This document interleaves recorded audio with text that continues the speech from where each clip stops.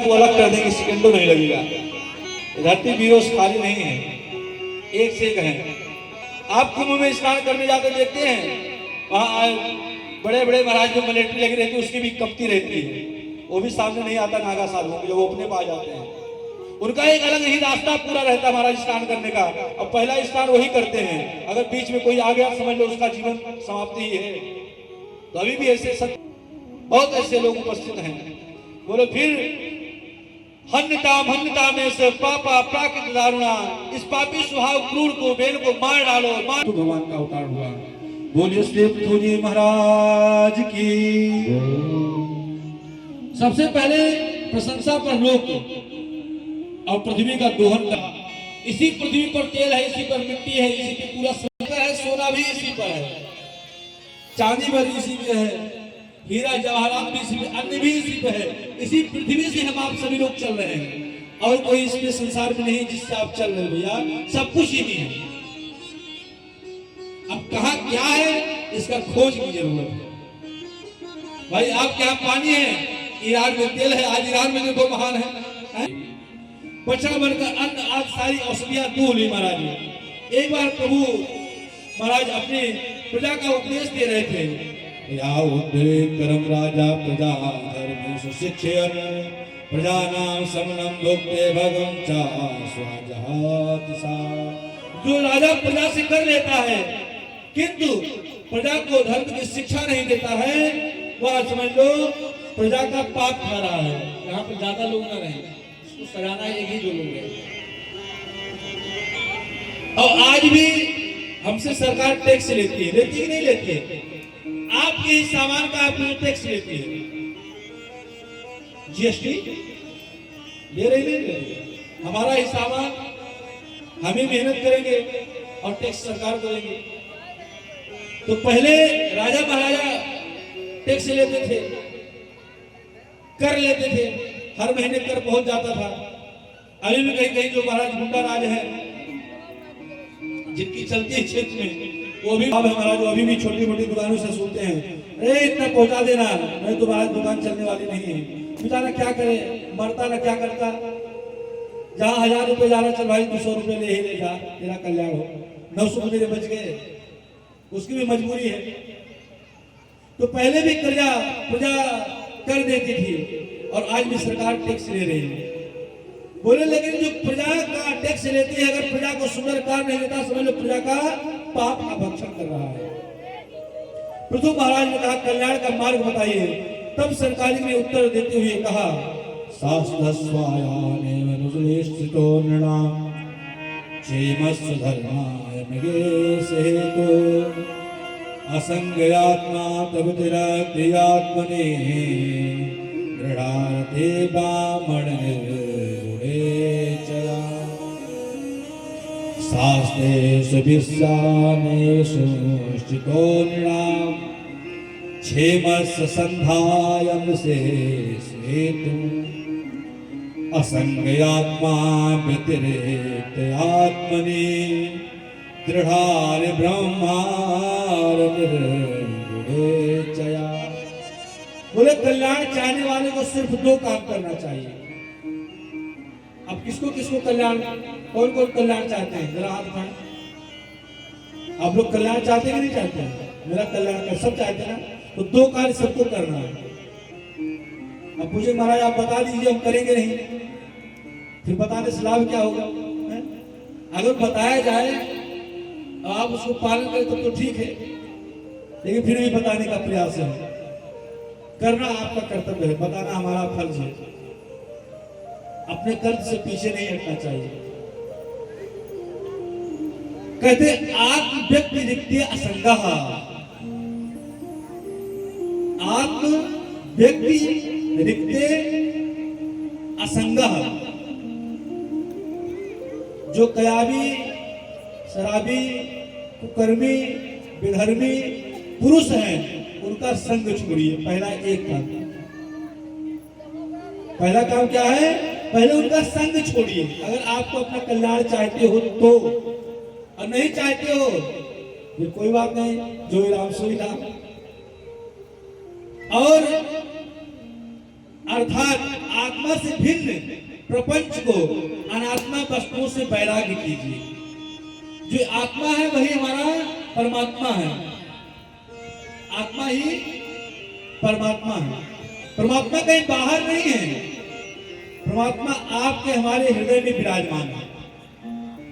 उसको निकालने की आवश्यकता है। हमारे अंदर इतनी योग्यता होनी चाहिए कि उस हृदय को देख सके, क्योंकि आत्मा, आपको पता है कि आत्मा कभी मरती नहीं है, आत्मा को कभी जलाया नहीं जा सकता है, आत्मा को कभी डुबाया नहीं जा सकता है, आत्मा कोई काट नहीं सकता है। आत्मा अपने आप में अमर है। अब बोले आत्मा कैसे है? बोले जैसे अखंड ज्योति जब जलती है, ज्योति का जो लौ जलता है, आप देखेंगे बड़े ध्यान से, उस लौ में जो धीरे से बिल्कुल पतली से लकीरें जाती है, उसी तरह आत्मा की ज्योति है। और जब तक जल रही है तब तक हमारे शरीर को सब प्यार करते हैं, स्नेह करते हैं। और ज्योति जब बुझ जाती है तो जो हमारे अपने ही होते हैं वही कहते भैया संध्या लगने वाला है, शाम होने वाली है, लेट क्यों कर रहे हो? अरे जो करना है जल्द से जल्द करो, नहीं तो रात्रि हो जाएगी। बताओ, अब सोचो आपको कौन प्यार करता था? और जो प्यार शब्द है ये सबसे गंदा शब्द है। आजकल एक क्या चल रही है, इस चौराहे पे बैठे भैया मैं आपको बहुत प्यार करता हूं, एक तो टाइटल बन गया है, जहां देखो वही एक दूसरे पे शब्द का यूज कर रहे हैं हर चौराहे पे, और शब्द को जानते नहीं, प्यार शब्द ही अधूरा है। जो प्यार है, जो पहले पा लगा हुआ, पहले अपने आप में आधा है, जब वो स्वयं आधा है तो आपको पूरा कहां से करेगा? प्रेम अगर करना है किसी से तो प्रेम करो, प्रेम शब्द पूरा है और प्यार शब्द अधूरा है। और आए दिन लोग महाराज चलते हैं, चलती गाड़ी से बोलते भैया आई लव यू, मैं तुमसे बहुत प्यार करता हूं, एक शब्द निकल आया है। हर चौराहे पे इस पे पहुंच जाएंगे, उससे बोलेंगे, उससे पहुंच जाएंगे, उससे बोलेंगे। और सब केवल मिथ्या भाषण है, कुछ नहीं है। इसको त्यागना है, करना है तो प्रेम करो। और प्रेम केवल परमात्मा से हो सकता है, संसार से नहीं, क्योंकि प्रेम शब्द आत्मा से होता है। अगर किसी से आप चाहते तो हृदय से चाहिए, उसकी बाह्य दृष्टि शरीर से न चाहिए, उसको हृदय से मानिए। ज्योति सब देखती है, ज्योति जल रही है, लेकिन ज्योति जल रही है इसको दुनिया देखती है, ज्योति किससे जल रही है इसको कोई नहीं देखता है। ज्योति में बत्ती पड़ी हुई है, जल कौन रहा है? जल घी और तेल रहा है, उसको कोई नहीं देखता है, न कोई तेल को देखने जाता है न कोई घी को। ए महाराज देखो ज्योति जल रही कि नहीं जल रही है? हाँ भैया ज्योति जल रही है। ज्योति को दुनिया देखती है। अब किसी का नाम ज्योति होगा तो वो ना सोचेंगे कि किसी का नाम भैया ज्योति हो, तो मैं उनको कह रहा हूँ। ज्योति मतलब होता है दीपक के लिए कहा जा रहा है। तो ज्योति जल रही है और महाराज हम लोग किसको देखते हैं? तेल और घी को नहीं देखते हैं। जलने वाला तेल और घी है। जिस दिन तेल समाप्त, घी समाप्त, उस दिन ज्योति अपने आप शांत हो जाएगा। इसी तरह शरीर है, जब तक आप संसार के हो तब तक संसार आपका उपयोग करता रहेगा। बाबूजी हमारे पेंशन दे रहे हैं, चकाचक महाराज माल पानी छाड़े, दोनों टाइम बादाम का हलवा खाएं, कोई दिक्कत नहीं। अब पेंशन आना बंद तो महाराज बाबूजी की चारपाई या तो खाट घर के दलान में, या तो खेत खलियान में, या तो महाराज श्री राम वृंदावन के आश्रम में पहुंच जाएगा, और कोई सहारा नहीं है। और हम तो ये कहते हैं घाट पहुंचने से पहले अपने आप को महाराज अपने आप को त्याग देना चाहिए। सही पूछा जाए, आपके बच्चे आपके कंधे बराबर हो जाए, अपने बच्चों को अपनी श्रीमती जी को हवाले कर दो बेटा, अब अपनी माँ को देखना मैं कुछ दिन के लिए चल रहा हूं भजन करने के लिए।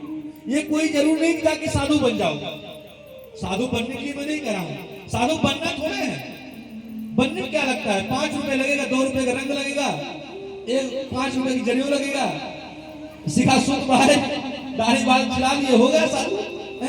साधु बनना थोड़ा है, साधु होना है। बनना उसे जाता है जो नहीं बना हुआ। साधु स्वभाव को कहते हैं, लाल पीले गेरुआ बस को साधु नहीं कहते हैं। समझ में आई मेरी बात जो मैं कहना चाहता हूँ? तो समय से पहले बेटा अब अपनी माँ को देखना, मैं बीच में आता रहूंगा, कभी समय मिलेगा, अब मैं कुछ दिन के भजन करने के लिए चलना चाहता हूँ। बुढ़ापे का पूरी जिम्मेदारी अपने ऊपर लोड नहीं रखना चाहिए। अरे जो करना होगा, बहू बेटी आ गई वो करेंगे अपने मन का। अब बहू को जो सब्जी में बनाना होगा, नमक तेज है धीम है, वो अपने हिसाब से बनाएगी। उसके पीछे तुम पड़ जाओगे तो महाराज मामला गड़बड़ हो जाएगा। एक दिन रोटी खाओगे, दूसरे दिन महाराज ऐसी रोटी ठोक देगी, फिर तीसरे दिन कहोगे मांगोगे भी नहीं। अगर खाना है तो प्रेम से मिल जाएगा। आप सोचो उससे जबरदस्ती खा ले तो संभव। इसलिए समय से पहले वैराग्य के जीवन में यापन करना चाहिए। समय से पहले घर को छोड़ देना चाहिए। ना घर को छोड़ दे तो अपने जीवन को एकांतवास करना चाहिए। मोह ममता को त्यागना चाहिए। मोह ममता से थोड़ा परे होना चाहिए। उसमें चिपक कर नहीं रखना चाहिए। और रहना कैसे चाहिए? जैसे कमल का फूल रहता है। कमल का फूल देखिए कहाँ रहता है? कीचड़ में रहता है। अब कीचड़ कितना वहां होता है कि आपका पैर जाएगा कि दब जाएगा। कि संसार एक कीचड़ का घड़ा है। क्या है? कीचड़ भी कमल की तरह आप रहो, तब आपकी योग्यता है। वो रहता है कीचड़ में ही, लेकिन वो कीचड़ से चपक कर नहीं रहता, चिपक उसके परे रहता है, दूर रहता है। इसलिए ठाकुर जी के सम्मुख जाकर समर्पित कर दिया जाता है। अगर वो कीचड़ में लग जाएगा तो भगवान को समर्पित नहीं किया जाएगा। वो रहता है कीचड़ में, लेकिन कीचड़ से परे रहता है। फूल ऊपर दिखाई पड़ता है और फूल को तोड़कर ठाकुर जी के चरणों में समर्पित किया जाता है। इसी तरह हमको आपको संसार में रहना है। रहो संसार में, लेकिन संसार में इतना रहो ऐसा ना हो जाए महाराज कि उसी में महाराज अपनी पूरी मोह माया को व्यतीत कर दो। एक ना एक दिन काम वही आएगा।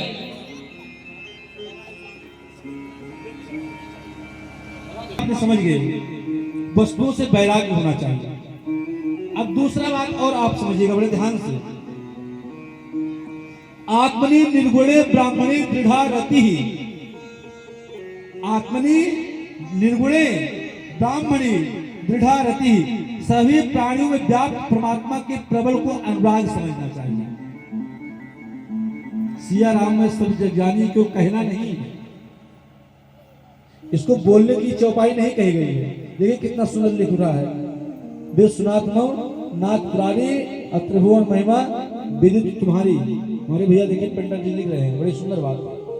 अब इसको समझने का विषय है, केवल मुझसे कहना नहीं है, उसको अंतर्मुखी अपने हृदय में अवलोकन करना है। और फल के लिए ही हम आप बैठे हुए हैं। आम का वृक्ष लगाता कोई लकड़ी के लिए लगाता क्या है? कितने लोग हैं जो आम के वृक्ष को लगाते हैं कि हमको लकड़ी मिलेगा?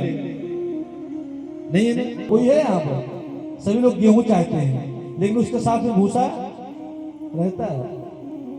कितने लोग जो धान लगाते हैं सोचते हैं भैया हमको पैरा मिलेगा, करते हैं? कोई नहीं करता। तो सुख आप लोगों को, दुख कहां जाएगा? सुख आपको चाहिए, दुख कहां जाएगा? दिन आपको चाहिए तो रात्रि कहां जाएगी?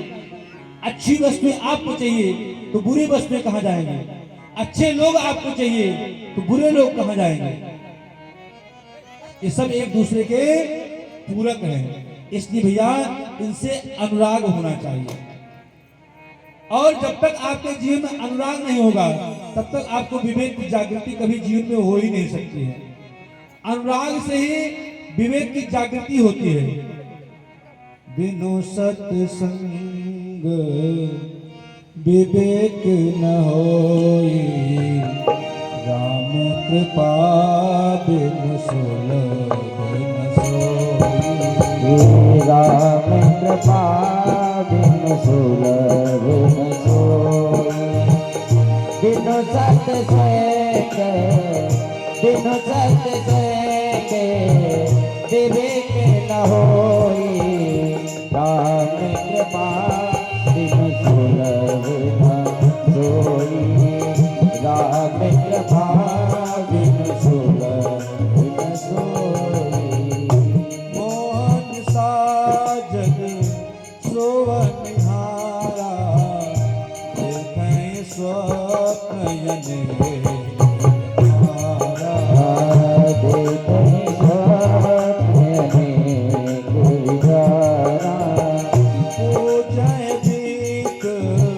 सकल गुणहीना, शोध न गुण गण दे कबीना।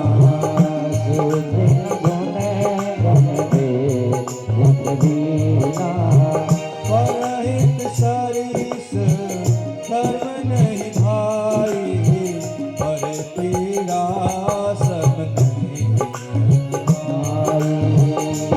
दिया समझे अजमाए, कर दिया समझे अजमाए।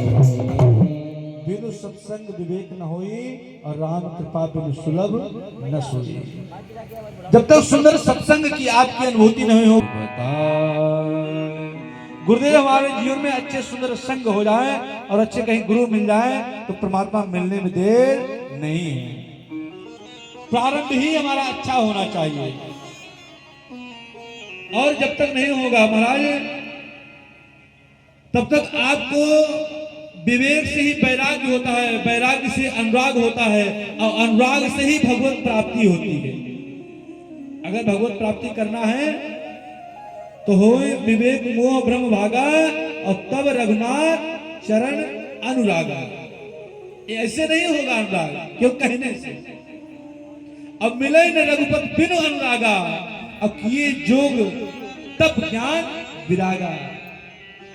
भैया कोई साधारण बात नहीं है कि बोल देना, उसको जीवन में जो अनुकरण करना पड़ता है ना तो समझ में आता है।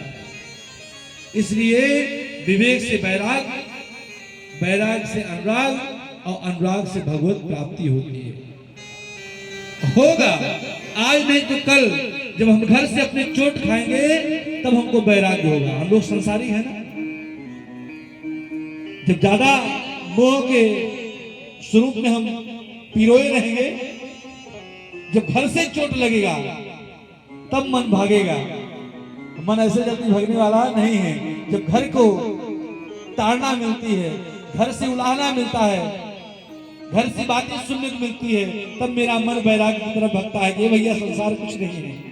जिनके लिए मैं अपने पूरे जीवन को बलिदान कर दिया, न मेरे बीवी ने, मेरे बच्चे ने, मेरे पत्नी ने, मेरा परिवार ने, मेरा पत्नी, मेरा कोई कुछ संसार में नहीं है।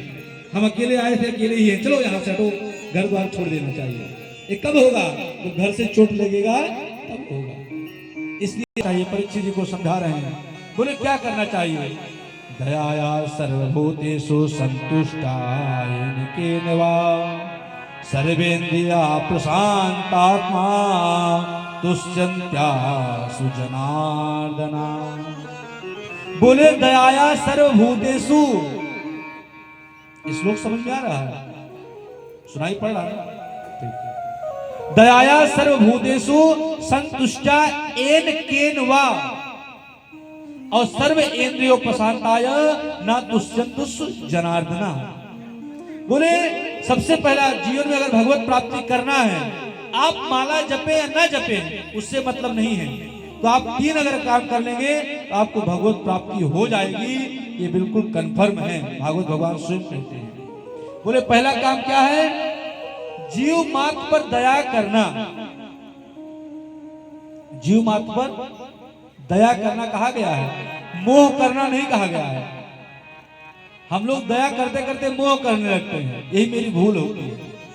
दया करना धर्म है लेकिन मोह करना अधर्म है। और जब मोह हो जाता है वो छूटता नहीं है, दया छूट जाती है। इस चीज की ध्यान रखना चाहिए। बोले जीव मात्र पर, जैसे अब तो बंद हो गया है समाज, पहली रोटी गाय की और लास्ट की रोटी कुत्ते की होती थी, इससे जीवन में शांति हो मिलती है। पहली रोटी गाय को खिलाना चाहिए। अच्छा, गाय के अंदर कितने देवी देवता वास करते हैं? ये 33 करोड़ एक स्वरूप हो गया है, लेकिन शांत और संत, शास्त्र और संत इसका प्रमाणित स्वरूप बताते हैं 33 करोड़ नहीं है, 33 कोटि है। अब कोट मतलब होता है 33 प्रकार की देवी देवता गाय के अंदर वास करते हैं। 33 करोड़ आप मतलब होता है, 33 करोड़ को गिनना चालू कर देंगे तो महाराज गाय के रोम रोम को गिनेंगे तो भी ना ही पहुंच पाएंगे। 33 करोड़ नहीं है, 33 कोटि है। कोटि मतलब होता प्रकार। 33 प्रकार के देवी देवता गाय के अंदर में विराजमान रहते हैं, वास करते हैं। अगर हम गाय को पहली रोटी देते हैं तो महाराज इस पूरे ब्रह्मांड की नायक के रचयिता, उनको समझ लो प्रसाद, एक रोटी से गाय का पेट नहीं भरेगा, लेकिन समझ लो भगवान का भोग लग गया। और लास्ट रोटी कुत्ते को, जो नीचे की थी उसको कुत्ते को देना चाहिए। और रोटी बनाते समय थोड़ा सा रोटी का टुकड़ा लेकर अग्नि में डाल देना चाहिए। ये यज्ञ है सब। प्रातः काल उठे तो पेड़ के पास में थोड़ा सा आटा को ले ले। पहले माताएं करती थी तो समय चेंज होता जा रहा है। जहां पर चींटियां रहती वहां पे थोड़ा थोड़ा डाल दे। घर में लक्ष्मी का अभाव है, घर में लड़ाई झगड़ा झंझट है, तो थोड़े से आटा को ले ले, गोली छोटी छोटी बनाकर जलाशय में डाल दें, मछलियों को दे दे, जीव जंतु खा जाएंगे। थोड़ा सा चावल का तिनका ऊपर छत के पास कहीं डाल दें। ये सब अपने अपने घर हैं। जिस घर को आप अपना कहते हैं उसी घर में चींटी रहती है, कहती है मेरा घर है। उसी में मेढक रहता है, वो कहता है ये मेरा घर है। उसी में सांप चूहे रहते, वो कहता है ये मेरा घर है। जिसको आप अपना मकान मानते ना, वो आपका ही मकान नहीं है, ये पूरे ब्रह्मांड का मकान है। जो जीव जंतु जिस पेड़ पे रहते हैं वो अपना मानते हैं, मेरा है, ये नीम का पेड़ मेरा है। आप कहते हो ये मेरा है, वो जीव जंतु कहता है ये मेरा है। चींटी कहती मैंने इसमें घर बनाया है, चूहा कहता है यहाँ मेरा घर है। अब सोचो आपके घर के अंदर भी उसका घर है कि नहीं है? तो ये मकान किसी का नहीं है, सबका है। इसलिए ये यज्ञ है। इसको करने से पंच महायज्ञ कहा जाता है। इसको करने से हमारे जीवन में सुख शांति समृद्धि सदा सर्वदा बनी रहती है। और ये पर डे करना चाहिए। प्रातः काल में उठते ही कार्य कर देना चाहिए। 2 मिनट लगेगा, समझ लो आपका पूरा भजन हो गया। ये पहला काम है। बोले आपने 3 चीज बताया, अब दूसरी बात है हर परिस्थिति में संतुष्ट रहना। संतोषम परम सुखम। अगर आप अपने जीवन में सुख पाना चाहते हैं तो हर परिस्थिति में संतुष्ट रहो।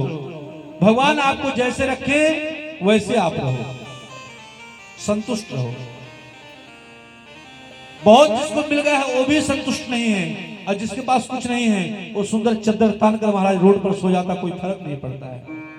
जब भूख लगती है ना तो रबड़ी रसमलाई दही जलेबी बालूशाही याद नहीं आते हैं। उसमें सूखी रोटी और नमक अगर मिल जाए महाराज तब भी चूल्हा तृप्ति हो जाती नहीं है, तब है कि नहीं है? इसलिए हर परिस्थिति में संतुष्ट रहना चाहिए। अब आप इतने बड़ा गांव है, इतना बड़ा समाज है, सबके घर में प्रसाद और भोजन बनता होगा, लेकिन एक जैसे भोजन किसी के यहां नहीं रहेगा। कुछ ना कुछ परिवर्तन जरूर रहेगा। अब पानी वही है, जल वही है, हल्दी वही है, नमक वही है, राम रस। मिर्चा को बोलते भैया लंका, तीखा होता है। साधु साई भोजन भैया लंका देना, मिर्चा। राम रस, लवण बिना बहुव्यंजन सुना। राम रस ऐसा है, ये सबसे बड़ा यज्ञ है। आप कहीं मंदिर में जाएं, कहीं भंडारे में जाएं, पहली बात तो जीवन में किसी का नमक खाना नहीं चाहिए। कहते भैया सब खा लेना लेकिन नमक नहीं खाना। लेकिन अपने जीवन में सुखमय जीवन यापन करना चाहते हैं और कुछ सेवा करें या ना करें, 1 बोरी नमक ले लें और हर मंदिर पे पहुंच जाएं। महाराज मेरे तरफ से इसको आप भंडारे में डाल दीजिएगा। 56 प्रकार के व्यंजन अगर बन रहे होंगे, उसमें अगर आपका 1 चुटकी नमक पड़ जाएगा तो समझ लो सारे भोजन में आपका स्वाद उसमें हर भोजन में आएगा। लेकिन उसका 2 स्वरूप है, ज्यादा हो जाएगा तो भी समस्या हो जाएगा और कम हो जाएगा तो भी फीका लगेगा। इसीलिए कहा गया है कि लवण बिना बहुव्यंजन सुना। 56 प्रकार के व्यंजन बना दोगे, अगर नमक धीमा हो जाएगा तो स्वाद नहीं आएगा और ज्यादा हो जाएगा तो भी स्वाद नहीं आएगा। इसलिए संतोषम परम सुखम। जितना परमात्मा ने दिया है उसी में संतोष करो, सुख में जीवन जियो, हंसते और मुस्कुराते जीवन को व्यतीत करो। टेंशन लेके नहीं। हम लोग क्या लेते हैं? टेंशन। टेन मतलब क्या होता है? 10। और सन मतलब? सन मतलब सूर्य, सूरज कहते नहीं? सन। एक सूर्य की गर्मी तो हम झेल ही नहीं पा रहे हैं और 10-10 सूर्य की गर्मी को अपने सर पर लेकर घूम रहे हैं तो क्या होगा? इसलिए टेंशन नहीं लेना चाहिए, संतोष। ये भागवत जी कह रहे हैं। फिर कहते हैं तीसरा चीज भजन का, अपनी इंद्रियों पर पूरा नियंत्रण रखिए। तरंग मार लो बस हो गया भजन। आदत बुरी सुधार लो बस हो गया भजन। तो कहते हैं अपने इंद्रियों पर पूरा नियंत्रण रखना। इंद्रियां कभी किसी की होती नहीं है, मन भटकता रहता है, मन की गति भटकती रहती है, मन चलायमान है, मन के जैसा चलने वाला कोई चीज नहीं है। दिल्ली, मुंबई, अमेरिका घूमकर हम यहाँ आ गए, आपके सामने बैठे हैं और मैं मुंबई से आपके पास पहुंच भी गया। अब मैं जहां था मुंबई की, वहां का दृश्य मेरे आंख के सामने आ गया। तो मन से तेज चलने वाला गति इस संसार में कुछ पैदा ही नहीं हुआ है, मन इतना तेज है। इसलिए मन को मारना है, तब भजन कर पाएंगे। अपनी इंद्रियों को पूरा नियंत्रण रखें। जनार्दना आसुतुष्यति। श्री सुखदेव महाराज कहते हैं, परीक्षित अब आपको सुंदर शिक्षित 3 श्लोक मिला। सबसे पहला, जीव मात्र पर दया करना, ये भक्ति का लक्षण है। दूसरा, हर परिस्थिति में संतुष्ट रहना। अब ये नहीं भैया हम बेटा का विवाह कर रहे हैं तो हमको चाहिए 20 लाख रुपए। अरे 20 लाख रुपए जब आप लोगे ना, तो बेटी का जो बेटा होगा वो समझ लो आप अपने पुत्र को बेच चुके हो। फिर आप उससे सेवा की आशा नहीं करना। सेवा की आशा कब करना? जब आप दहेज नहीं लेना तब। अगर आप दहेज की मांग किए हैं तो सेवा की आशा वहीं से छोड़ देना जीवन में। और अगर अपने आप माता पिता की सेवा किए हैं तब आप अपने बच्चों से आशा करना, और नहीं तो आशा जीवन में कभी नहीं करना। जब तक आपका हाथ पैर मजबूत है तब तक अपने आप को स्वस्थ समझना। इसलिए भैया ये सब चीज होता, हर परिस्थिति में संतुष्ट रहना। तीसरा, अपने इंद्रियों पर पूरा नियंत्रण रखना। जनार्दना आसुतुष्यति। ये 3 चीज बताया गया है जीवन में। भगवान को शीघ्र प्रसन्न करने का ये सूत्र है। दयाया सर्वभूतेषु संतुष्टा येन केनवा सर्वेन्द्रियो प्रशांताय चातुष्यस्तास्तु जनार्दना। ये स्वरूप है। आए सुंदर भजन का आनंद लेते हुए मन की तरंग मार लो, बस हो गया भजन। आदत बुरी सुधार लो, बस हो गया भजन। इस भजन को गुनगुनाते हुए सुंदर हम प्रसंग में उपस्थित होंगे। बस हो गया भजन, आदत बुरी संभाल लो, बस हो गया भजन। सभी गाइए।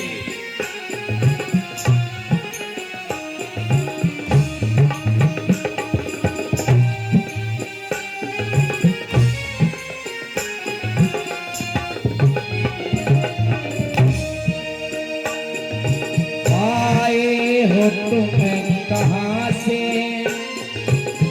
जाओगे, तुम कहाँ आए हो, तुम कहाँ से जाओगे, तुम कहाँ।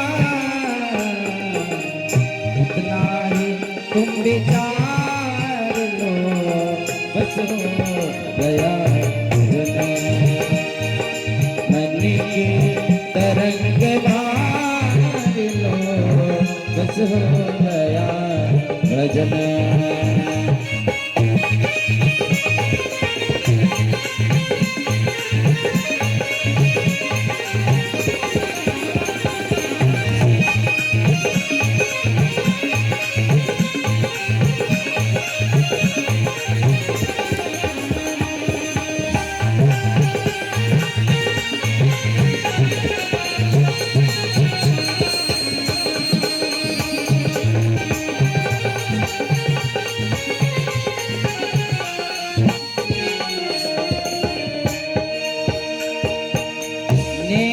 सौभाग्य के साथ में बन जाए तो करो, नेकी सौभाग्य के साथ में बन जाए तो करो। मत सार वक्त का तुम, मत सार वक्त का तुम, बस हो गया मन के तरंग मार लो, बस हो गया भजन आदत बुरी संभाल लो, बस हो गया भजन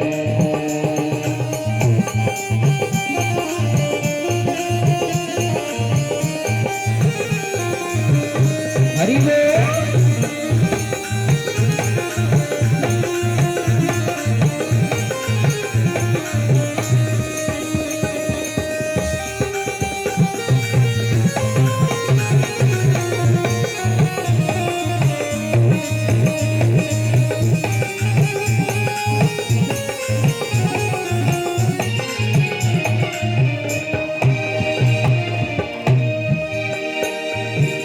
नजरों में तेरी दोस्त है दुनिया निहारते,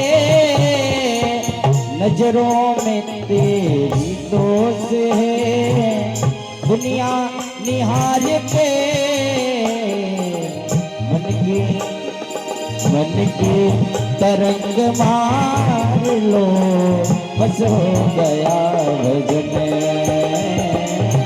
आदत बुरी संभाल लो, बस हो गया भजन आदत बुरी संभाल लो, बस हो गया भजन मन की तरंग मार लो, बस हो गया भजन मन की तरंग मार लो, बस हो गया भजन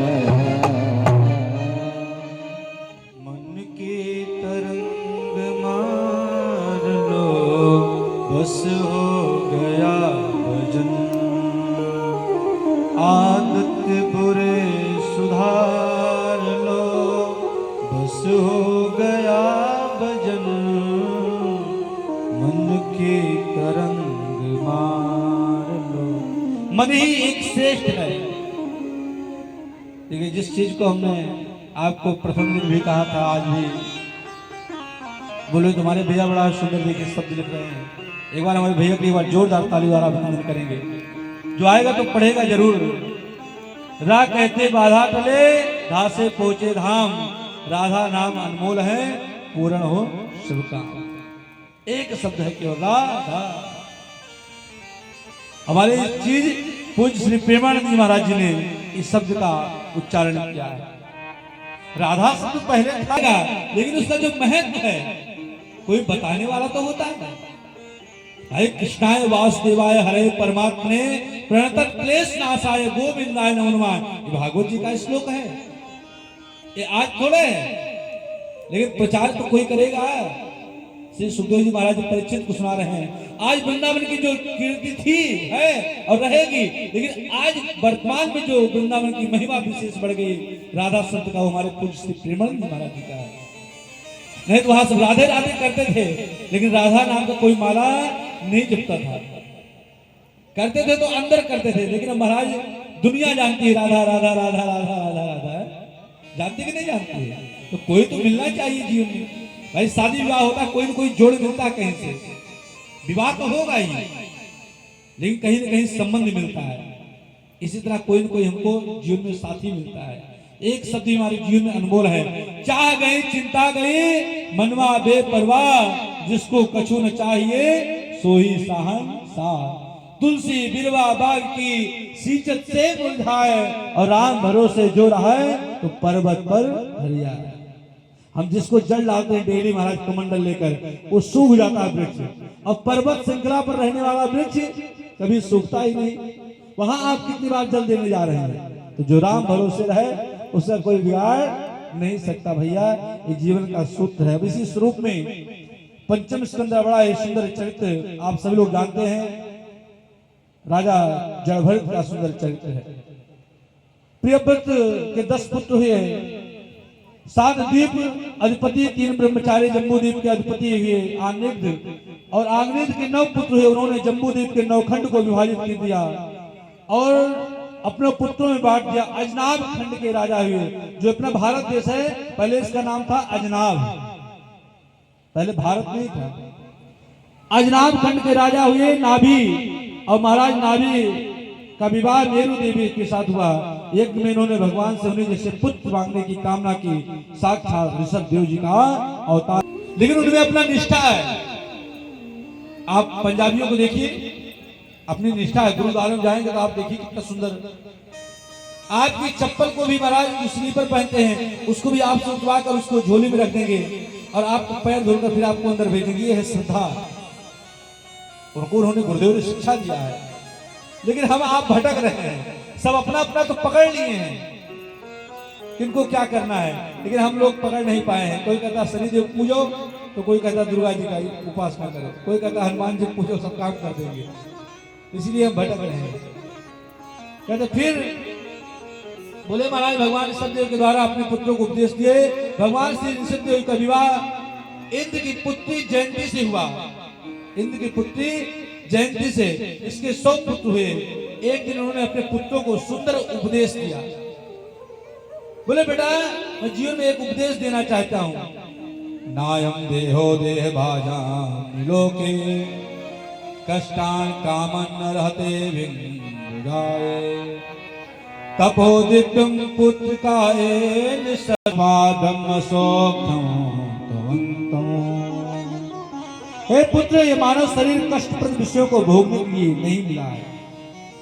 ये जो शरीर मिला है ये आपको कष्ट हो इसको भोगने के लिए नहीं, कृपा से ही जो शरीर मिला है नाहम देहो देह भाजा। तो यहाँ पर सभी लोग अवधि भाषा सब समझते हैं, और मैं तो ये कहता हूँ मानव जी सबको अध्ययन करना चाहिए। ना गीता कर पाए ना भागवत करे, कम से कम मानस जी जरूर 2 से 5 चौपाई जरूर पढ़ना चाहिए पर डे, एक नियम बना ले। बोले काष्टान कामन हते भी पूजाए। बेटा ये शरीर कष्ट प्रद के लिए यहाँ आपको नहीं दिया गया है। बोले फिर पिताजी, बोले तपो दिव्यम पुत्रकाय न सत्वम, ये शरीर तप करने के लिए मिला हुआ है। तपो दिव्यम पुत्रकाय न सत्वम, ये मैं नहीं कह रहा हूँ, भागवत जी का श्लोक है कि शरीर केवल भोजन के लिए नहीं, भोजन भट्ट नहीं होना है। भोजन किस लिए करना चाहिए? जीने के लिए। भोजन इसलिए करना चाहिए जीने के लिए। और जीना किस लिए चाहिए? भोजन के लिए। भोजन तो करना चाहिए जीने के लिए, तो जीना किस लिए चाहिए? भजन के लिए। इसलिए भोजन जरूरी है। नहीं तो भागवत जी में है भोजनम तो वनम तथा श्रवण कार्यक्रम। अगर आपकी इच्छा 5 बार भोजन करो, कोई रोक नहीं है, लेकिन आपका मन जहां पर लगे वही कार्य करना चाहिए। बोले फिर क्या करें? बोले तस्मात् ब्रह्म सौख्यम तवंतम। अगर उस पूर्ण ब्रह्म परमात्मा को आपने दर्शन नहीं किया और उस पर ब्रह्म को नहीं पहचान पाया, समझ लो आपने जीवन में कुछ नहीं कर पाया। अब कौन माता पिता जो अपने पुत्र को ऐसा उपदेश देते हैं, जरा बताइए कौन सा उपदेश देते? बेटा तो तुम्हारा जो जीवन मैंने जन्म दिया है ये केवल घर गृहस्थी को चलाने के लिए नहीं, भगवान का भजन करने के लिए दिया है। अगर घर का एक बेटा कोई महाराज भगवान की लाइन पर चढ़ पड़ा, वो अपनी एक नहीं 7 पीढ़ियों को सुधार देता है। और एक की बनाई हुई केवल 3 पीढ़ी चलती है। आप जीवन में नोट कर लेना, एक की बनाई हुई 3 पीढ़ी चलती है। जो बनाएगा वो मोटरसाइकिल में तेल नाप कर डालेगा। बात समझते मेरी बात? मैं कहना क्या चाहता हूँ, वो मोटरसाइकिल में तेल नाप कर डालेगा, लेकिन उसका जो बेटा होगा वो 4 व्हीलर की चाबी लगाएगा और चल देगा, क्योंकि उसको तेल की अहमियत नहीं है। और जो उसका बेटा आएगा वो फिर महाराज आराम हो जाएगा, वो केवल विनाश करेगा।